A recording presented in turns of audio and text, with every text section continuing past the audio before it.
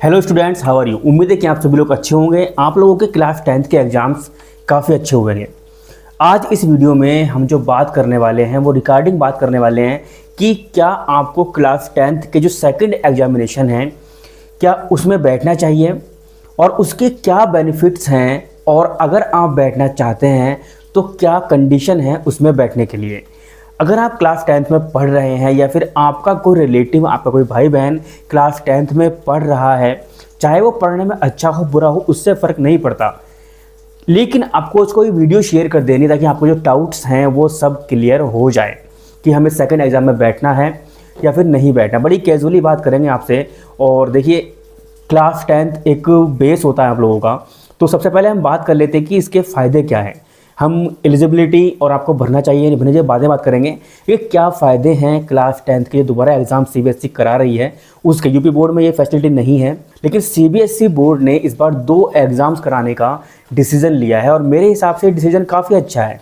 इसके बेनिफिट्स हमें बहुत सारे देखने के लिए मिलेंगे। देखिए, जब आप क्लास 9 तक पढ़ते हैं तो जनरली आप स्कूल में पढ़ते हैं और आपको बोर्ड एग्ज़ाम का कोई एक्सपीरियंस नहीं होता है।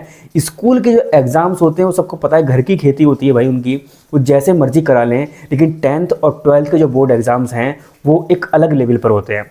तो ऐसे में उन बच्चों को जो बोर्ड एग्ज़ाम देने वाले हैं उनको इसका एक्सपीरियंस नहीं है, स्पेशली इन 10th क्लास, क्योंकि फर्स्ट टाइम वो बोर्ड एग्ज़ाम में अपीयर हो रहे हैं तो उनके ऊपर एक प्रेशर ज़्यादा रहता है जो दिखता नहीं है। वो जाहिर सी बात है बच्चे को फील होता है जब वो एग्ज़ाम हॉल में बैठता है या फर्स्ट टाइम एग्ज़ाम देने जाता है, तो उससे गो थ्रू हो जाता है फर्स्ट एग्ज़ाम में।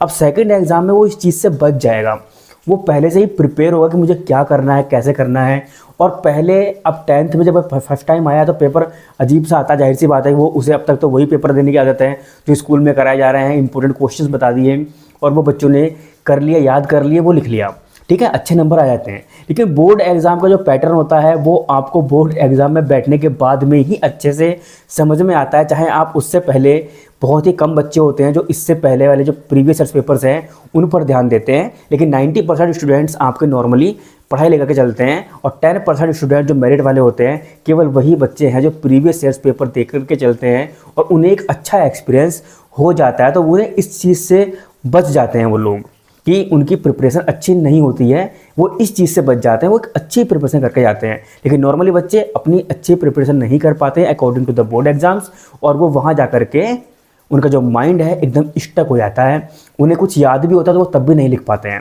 ठीक है। तो ये कंडीशंस आपके साथ भी आती होगी। तो मेरे हिसाब से ठीक है, अच्छा है कि आप सेकंड एग्ज़ाम में अपीयर हो सकते हैं। फर्स्ट एग्ज़ाम अगर आपका अच्छा नहीं हुआ है तो आप सेकंड एग्ज़ाम में अपीयर हो सकते हैं।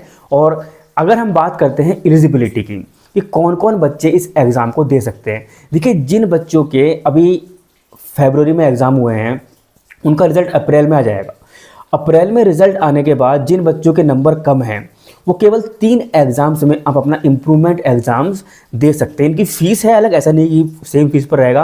320 रुपीज़ पर सब्जेक्ट एक स्टूडेंट की फ़ीस है इस सेकंड एग्ज़ाम को भरने की। अगर कोई 3 सब्जेक्ट में भरना चाहता है तो 960 रुपीज़ वो इंडिया में देगा। अगर कोई नेपाल से है तो 1100 रुपये, और अगर कोई आउट ऑफ द कंट्री है नेपाल और इंडिया के अलावा तो वो 2200 रुपये पर सब्जेक्ट पे करेगा सीबीएसई को, ठीक है। तो ये फिलहाल इसका क्राइटेरिया मतलब फीस स्ट्रक्चर है जो आपको पे करना है।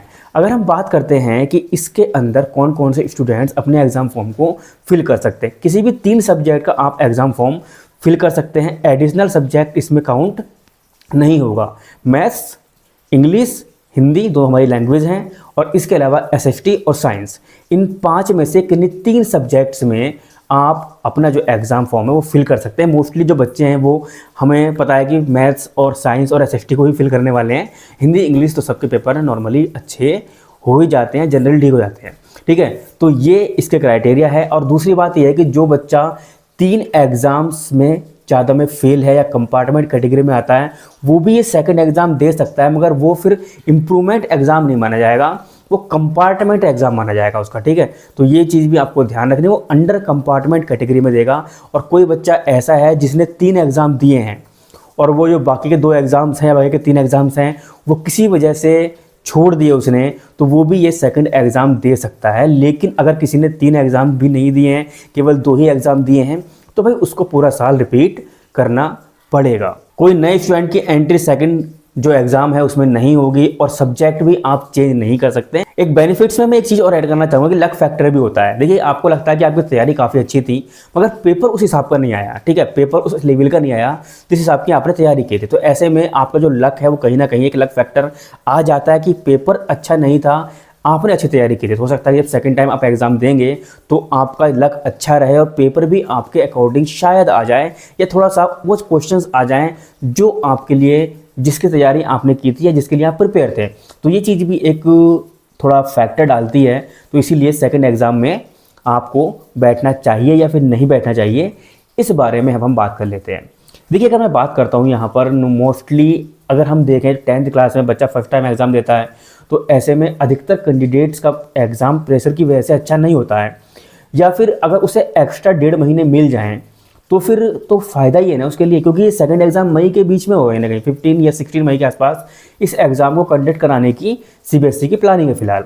तो अगर आपको एक्स्ट्रा तैयारी के लिए 1.5 महीना मिल रहा है, 2 महीने मिल रहे हैं, क्योंकि एग्ज़ाम आपके 7 मार्च को ख़त्म हो गए ऑलरेडी, तो 7 मार्च के बाद में 15 मई तक आपके पास 2 महीने 7-8 दिन का टाइम है, जो कि बहुत ज़्यादा होता है किसी भी 3 सब्जेक्ट को अगर आप प्रिपेयर करना चाहते हैं सिस्टमेटिकली, अगर आप स्टडी करेंगे तो फिर वो आपके लिए बहुत अच्छा टाइम है। अभी क्या है कि आज 19 या 20 मार्च है, आज 20 मार्च है आज, तो आज के बाद में भी आपके पास पूरे 2 महीने लगभग बचते हैं। अगर आप सिस्टमेटिक वे में प्रिपरेशन करते हैं तो आप अपने स्कोर को अच्छे से इम्प्रूव कर पाएंगे, वो प्रेशर आपके ऊपर से हट जाएगा। तो मेरी सलाह तो आप लोगों को यही है भाई कि अगर आपका पेपर, आपको लगता है कि आपकी तैयारी काफ़ी अच्छी थी और आपका पेपर उस हिसाब से नहीं आया, पेपर टफ आया था, तो फिर आप ये सेकंड एग्ज़ाम ज़रूर दे दीजिएगा। 960 रुपीज़ आपके जाएंगे तो कोई बड़ी बात नहीं है, इससे ज़्यादा तो आप महीने में खर्च कर देते हो। और अगर आपको इतने रुपए देने के बाद में 10th क्लास की जो परसेंटेज है आपकी वो इम्प्रूव हो जाती है, तो फिर इससे अच्छी और क्या बात हो सकती है। लेकिन हाँ, अगर आपको लगता है कि हमारा पेपर बहुत अच्छा गया है, हमारे 99 या 100 मार्क्स आएंगे हर सब्जेक्ट में, तो भाई फिर आप मत देना इम्प्रूवमेंट एग्जाम, जाहिर सी बात है, फिर आप इससे ज़्यादा क्या ही लेकर के आओगे। लेकिन फिर भी मैं यही कहूँगा मोस्टली स्टूडेंट्स को कि ये एग्ज़ाम में आपको बैठना चाहिए ताकि आप लोग अपने जो मार्क्स हैं, अपने जो परसेंटेज हैं वो इम्प्रूव कर पाए। तो बाकी आप बताना, क्या आप क्लास 10th में हैं और क्या आप इस सेकंड एग्ज़ाम में बैठने की तैयारी कर रहे हैं या फिर नहीं कर रहे हैं, नीचे कमेंट बॉक्स में। फिर भी अगर आपके मन में कोई डाउट है तो आप नीचे कमेंट बॉक्स में ड्रॉप कर दो, या फिर मेरी इंस्टाग्राम की ID आपको यहाँ पर लिखी हुई दिख रही होगी, आप मुझे वहाँ पर कॉन्टैक्ट कर सकते हैं। मैं आपके जो डाउट्स हैं वो सब वहाँ पर क्लियर कर दूंगा। आई होप कि आपको ये वीडियो पसंद आई होगी। वीडियो अच्छी लगी है तो वीडियो को लाइक करिएगा। अगर आप सेकंड एग्ज़ाम फिल करने वाले हैं तो मैं मैथ्स की, साइंस की और SST की, इन तीनों की एक हल्की फुल्की तैयारी लेकर के चलूँगा ताकि आप लोगों के जो मार्क्स हैं वो इम्प्रूव हो जाएँ। अभी हम 1 अप्रैल से इस सीरीज़ को स्टार्ट करेंगे, हो सकता है पहले भी कर दें, तो उम्मीद करता हूँ कि आप लोग उसे ज्वाइन करेंगे। मिलते हैं आपसे नेक्स्ट वीडियो में, तब तक के लिए बाय बाय, टेक केयर, जय हिंद,